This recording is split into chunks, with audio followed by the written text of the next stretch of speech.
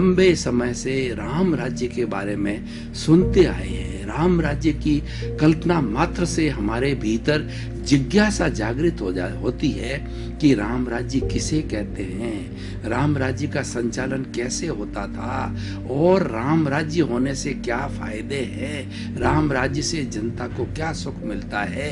ये जिज्ञासाएं स्वतः ही हमारे भीतर पैदा हो जाती है, क्योंकि हम बचपन से ही राम राज्य की जो है बात सुनते आ रहे हैं। और हमारी जितनी सरकारें, चाहे राज्य सरकार आती है चाहे केंद्रीय सरकार आती है, वो ये चिंतन करती है कि हमारे देश के अंदर राम राज्य स्थापित हो जाए, हमारे विश्व के अंदर राम राज्य स्थापित हो जाए। तो सबसे पहले राम राज्य की पृष्ठभूमि में जाता हूं मैं कि राम राज्य स्थापित कैसे हुआ था।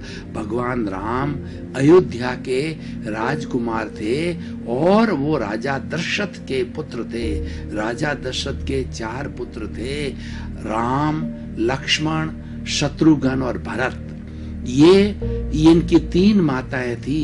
कौशल्या के पुत्र राम थे और कैकेयी के पुत्र जो है भरत और शत्रुघ्न थे, और सुमित्रा के जो पुत्र थे वह लक्ष्मण जी थे। चारों भाइयों में बहुत ही अधिक प्रेम था और चारों भाई वशिष्ठ मुनि के आश्रम के अंदर युवा अवस्था के अंदर योद्धा बनने की, राज्यकारी संचालन करने की, चारों भाई साथ रह करके सारी एक राजकुमार की विद्या को उन्होंने सीखा। और जब वो घर पर लौटे तो उस समय में राजा दशरथ बहुत प्रसन्न हुए और उसके साथ साथ में उनको इतनी खुशी आह्लाद की अनुभूति हुई कि मेरे जो है सुपुत्र कितने युवा होकर के राजकुमार के रूप में कितने विकसित हो चुके हैं। अब जो है वो हमारे भारत की संस्कृति के अनुसार जो राजा का सबसे बड़ा बेटा होता है वही राज्यकारी का संचालन करता है। पिता के बाद, राजा के बाद में तो ये राम का हक बनता था। लेकिन कैकेयी ने जब उनका विवाह जो दशरथ से हुआ तो 2 वरदान मांग लिए कि जब समय आएगा तो आपको मेरे दोनों वरदान की पूर्ति करनी होगी। तो अब देखिए वो राजकुमार आ गए हैं, अब समय आ गया है कि किस तरीके से जो है वो पूर्ति होती है। और इन चारों राजकुमारों की जो है मिथिला की चारों पुत्रियां जो है वो राजा जनक की 4 पुत्रियां सीता वगैरह, उन सब के साथ में सीता माता का विवाह जो है राम के साथ में, और तीनों उनकी जो चचेरी बहनें थी उनका विवाह जो भरत, लक्ष्मण और शत्रुघ्न के साथ, यानी चारों वो बहनें चचेरी आपस के अंदर बहनें थी, उनका साथ में विवाह हुआ। और अब देखिए क्या होता है कि कैकेयी के मन, जो उसकी मंत्रा दासी थी, उस मंत्रा दासी के मन के अंदर बुरी भावना आई और वो बार बार जो कैकेयी को जो है भरती रही। अब समय आ गया है कि तुम अपने पुत्र के लिए मांगो वरदान जो है राजा दशरथ से कि मेरा पुत्र जो है भरत है वो राजा बनना चाहिए। और इस तरीके से वो वरदान मांगा गया। तो ये बात उन्होंने दशरथ के सामने रख भी दी तो दशरथ मूर्छित हो गए। दशरथ का राम के प्रति बहुत स्नेह था, क्योंकि राम बहुत योग्य थे, इसी कारण स्नेह था। और दूसरा वो हकदार थे सबसे बड़े पुत्र होने के कारण।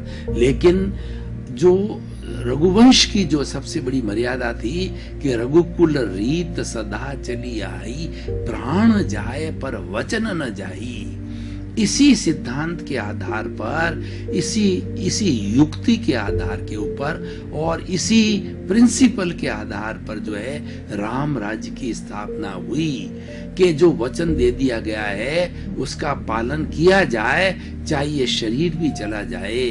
तो उस वचन से आधार पे जो है आखिर उनको राम को की जगह भरत के लिए स्वीकृति देनी पड़ी और मूर्छित भी हो गए। उस वक्त में राम सहज, वो तो भगवान के रूप थे, वो मनुष्य जीवन के अंदर जो वो स्वयं अवतार थे और मनुष्य जीवन के अंदर लोगों के कल्याण के लिए और जो दुष्ट लोग हैं उनका संहार करने के लिए और जो लोग साधु प्रवृत्ति के सज्जन लोग हैं उनको सुख देने के लिए राम राज की स्थापना करना चाहते थे।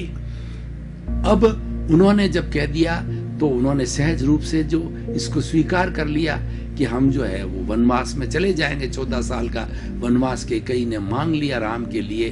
तो भरत जी भी राम के प्रति इतने स्नेह और श्रद्धा रखने वाले थे कि आखिर में कुछ नहीं हुआ तो उनकी पादुकाएं वो रख करके, भैया इन पादुकाओं को सिंहासन पे रखूंगा और आपके आदेश का और पिताजी के आदेश का पालन करने 14 साल तक वो सिंहासन पर नहीं बैठे, राम की पादुकाओं को रख करके प्रजा का संचालन कर रहे थे। अब भाई और बहनों, ये पूरी रामायण लंबी है, लेकिन मैं राम राज्य के संदर्भ में आपको पृष्ठभूमि में ले गया था कि इस तरीके से राम राज्य का जो मुख्य उद्देश्य था कि रघुकुल रीत सदा चली आई, प्राण जाए पर वचन न जाई, यानी प्रजा को मुख्य माना गया था। प्रजा मुख्य थी और राजा अपने आप को उसको सेवक मानता था।